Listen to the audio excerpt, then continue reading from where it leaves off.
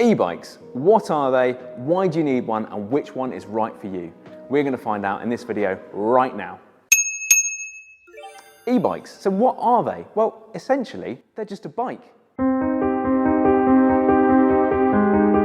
But they've got a motor and a battery, and they can take you much further than you could do normally without it.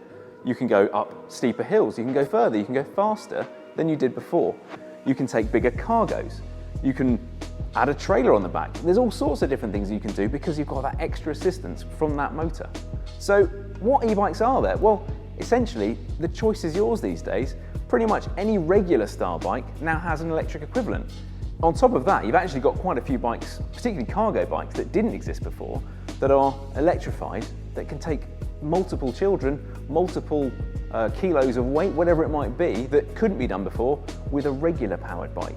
So as a starting point, think about the bike you've got at home and say, well, actually there's going to be an electric version of that that you can use to take you that bit further and faster than you did before.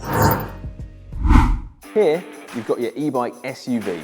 It's part mountain bike, part commuter bike. You've got your mountain bike frame and geometry with your suspension front and rear, powerful motor, big battery. But on the flip side, you've got your mudguards, pannier rack, kickstand to get you to work dry and safely. Lightweight commuter bike. This one from Raleigh, it weighs less than 16 kilos. So you've got a lighter weight, smaller battery in here, along with a smaller motor at the back. So yeah, it's not the most powerful for the big hills, but shooting in and out of town, zipping in and out of traffic, this is the bike for you. If you want to get to work without being really, really sweaty, or if you're feeling a bit fatigued at the end of the day and you want that bit more assistance for the way home, this is the bike for you. Here you've got your low step hybrid. So these come in all sorts of shapes and sizes, but the main thing to think about is this low step frame. It is easy to get on and off. You don't need to throw your leg over the back of the bike or tilt the bike to get over the crossbar. So for this particular bike, it's going to be set up for those that either have mobilization issues with the legs or the hips, or that carry great big loads on the back of this pannier rack where it makes it difficult to throw that leg over. As you can see, this particular one is pretty rugged. It's designed with your powerful motor, your big battery. You've also got your suspension forks and rugged tyres, so it's nearly a mountain bike to be all honest. But you can get all sorts, so you can have one that's designed for the road, you can get one that's off-road, the choice is yours. Full suspension e-mountain bike. We also refer to these as your full fat blue top mountain bikes, i.e. they've got big motors, big batteries, burly suspension and tyres. These are going to take you anywhere. These are perfect for the person that wants to cover plenty of distance and they potentially have some limits on the time that they've got to spend doing it. So this is going to take you up any slope, down any slope. So much fun. What's not to love about one of these? So we've got another e-mountain bike here, but in this case we're talking semi-skimmed. This isn't as heavy as your burly full sus mountain bikes that you've seen before. You've got a slightly less powerful motor, 60 Newton meters, and you've got an integrated in-frame battery. It's non-removable, which saves weight. This bike comes in under 20 kilos. So if you're not certain you want to switch from your regular bike to an e-bike just yet, there's always these stepping stone bikes that are slightly lighter weight, a bit more nimble, but don't have quite the same punch up the hill as those full fat bikes do. Your e-road bike, now these are designed for those people that want to keep up their average speed. So for a lot of people, those hills can sometimes get a bit too much, particularly for those that are maybe getting on a little bit in the years and want to keep up with that peloton that they've been riding with for a long, long time. So this gives you that extra bit of oomph when you need it most, but ultimately it's still a lightweight bike underneath that. It's nimble and agile and gives you that workout that you need.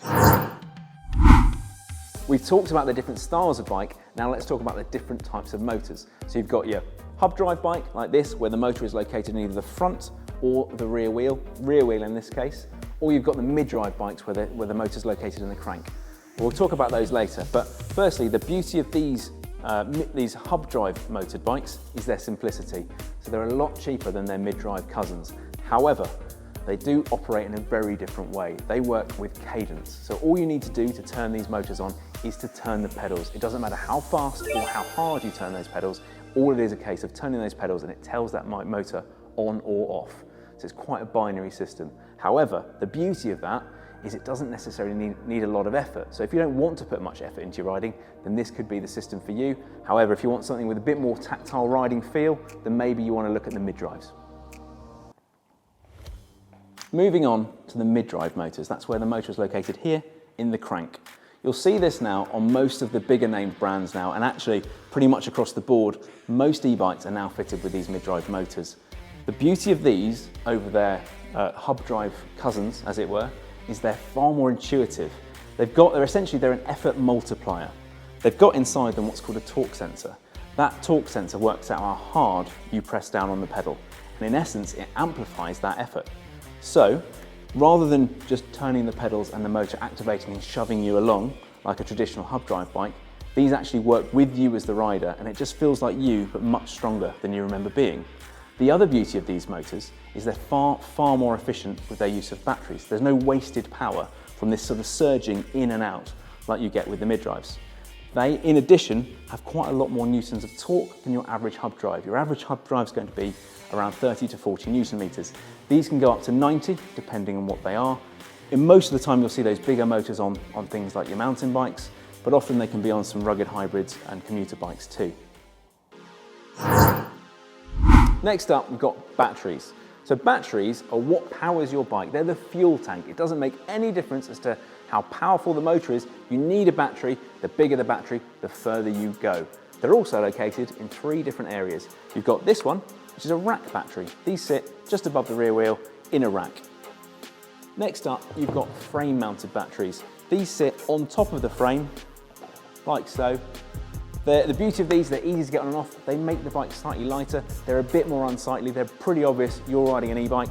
Then next up, you've got frame batteries. You've got those that are integrated fully, i.e. they never remove, or you've got those that are removable, like this one in this case. Comes out, also body colored, which is a nice touch in this case. But the beauty of these, you've got a nice sleek frame. It just looks like a big chunky bike. It doesn't look like a bike with a battery and a motor bolted to it. They're also that bit more secure because the batteries are properly locked into that frame, so you don't have to risk someone walking off with your nice expensive battery. So to conclude, which is the right e-bike for you? Well, that isn't a very easy question to answer solely on a video. As we've seen, there's so many different options out there, so many different styles of bikes, different manufacturers, motors, etc. There's a lot going on. So if it's all a bit confusing, please feel free to get in touch with us, either on our phone number up here or on our website. We've got plenty of guys who would love to help you find that dream ride, so please don't hesitate to get in touch. If you'd like to like and subscribe for our content, we're really grateful. We've got lots of stuff going on all our different social channels, so we'd really appreciate it. Thank you very much for watching.